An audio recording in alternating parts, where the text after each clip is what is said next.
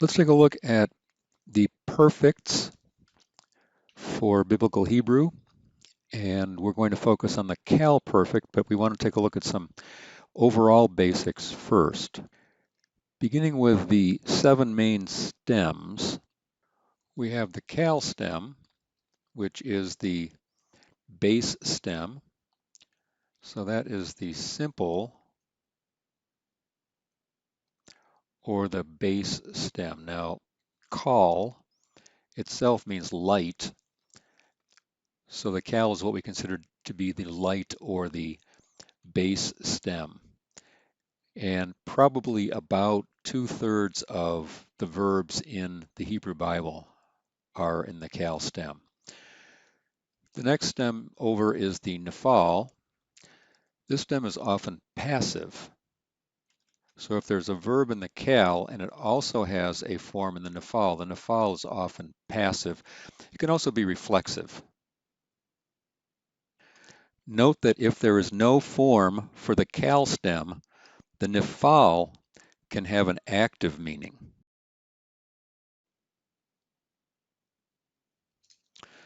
The next 3 columns are the so-called intensives. So we have the Piel, the Pual, and the Hithpael. So the Piel is the active, the Pual is the passive of the Piel, the Hithpael would often be reflexive. Then the last 2, these are often called the causatives. The idea is that something causes something. And under this, the Nephale is the active and the Nephale is the passive of the Nephale. All right, so that's a brief review of the stems. We're going to be focusing on the Qal stem and noticing some of the characteristics that we look for when we're evaluating verbs and we're determining the stem and the parsing. So these 6 different characteristics here are what we look for. We look for a possible prefix, and if there's a prefix, then we look for the prefix vowel. The R1 vowel, so now we're talking about the root itself. So if we have the root, let's say katal, and we have the R1 letter, the R2 letter, and the R3 letter, the R1 vowel is very important. Then we look for R2 doubling, so the second root letter, is it Gatadagish forte? Then we look at the R2 vowel, sometimes called the theme vowel.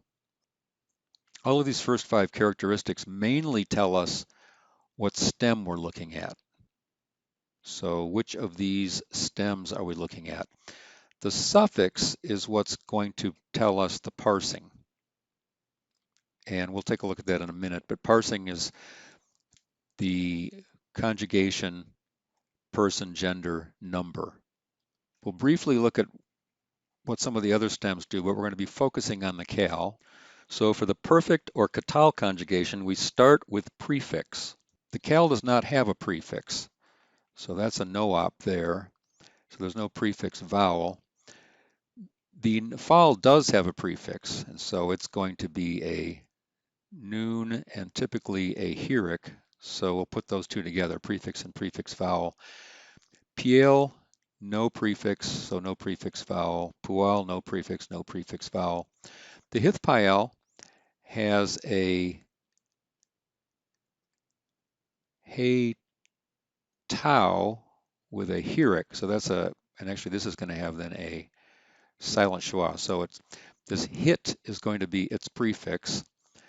So you see the prefix vowel is the heric along with a silent schwa.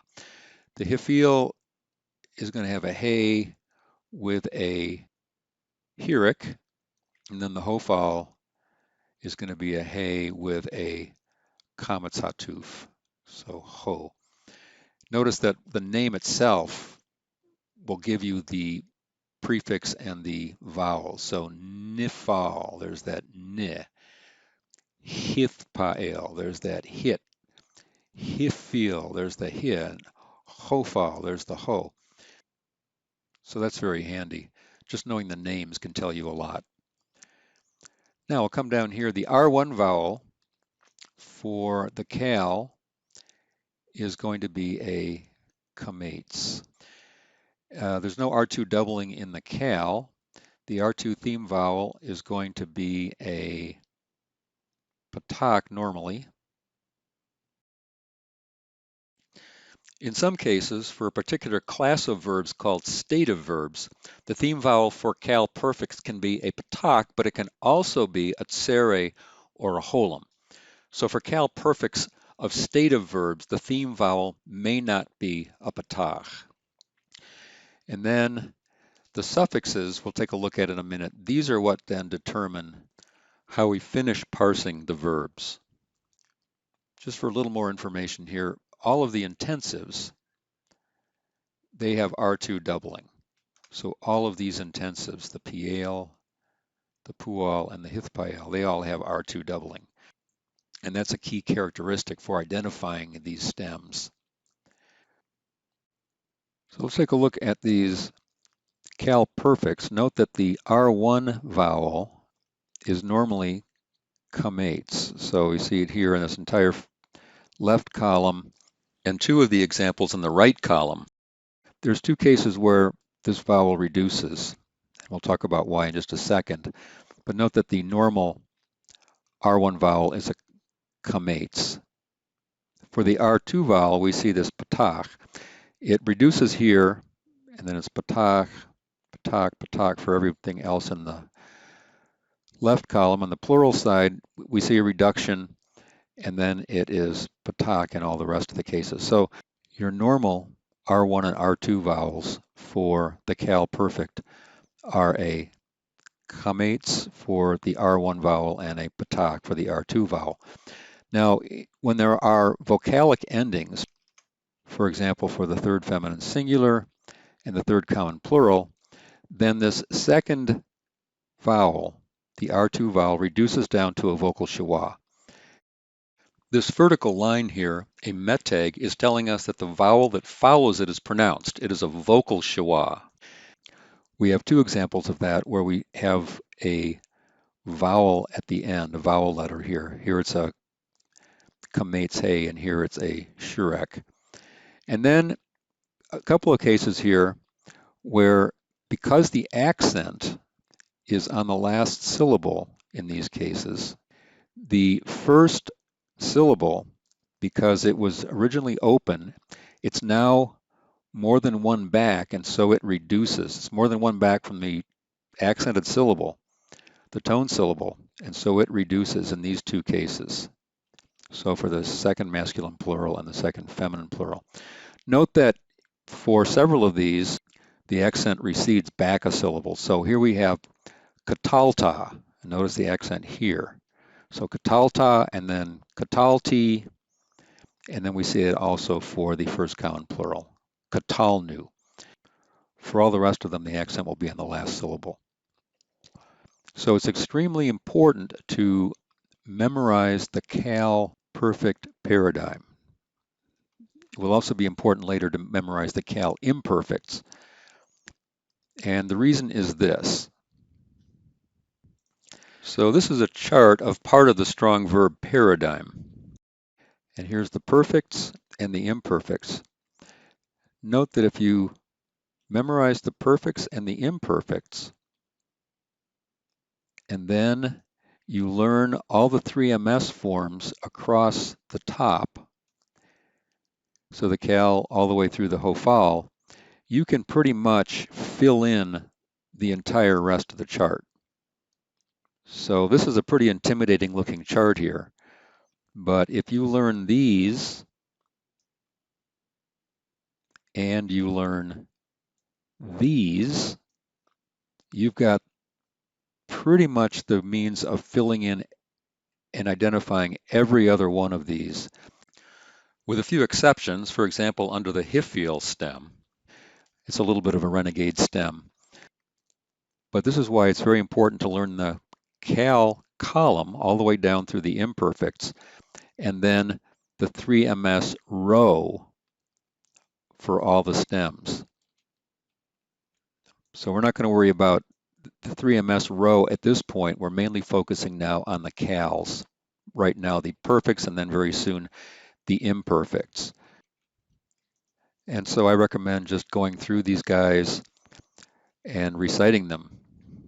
Qal, Qatala, Qatalta, Qatalt, Qatalti, Qatalu, Qataltem, Qatalten, Qatalnu. Finally, let's talk about parsing. So no prefix and the R1 and R2 vowels of kamates and patach point to the Qal stem and the perfect conjugation. And in the cases where the R2 vowel reduces, the third feminine singular and the third common plural, we still have the proper combination of factors to tell us that we have a Qal perfect. So the R1 letter is a comets, both the third feminine singular and the third common plural. We have the reduced vowel for the R2 for both third feminine singular and third common plural. And finally, we have the proper perfect ending. So either the kamates hey for the third feminine singular or the shurek for the third common plural.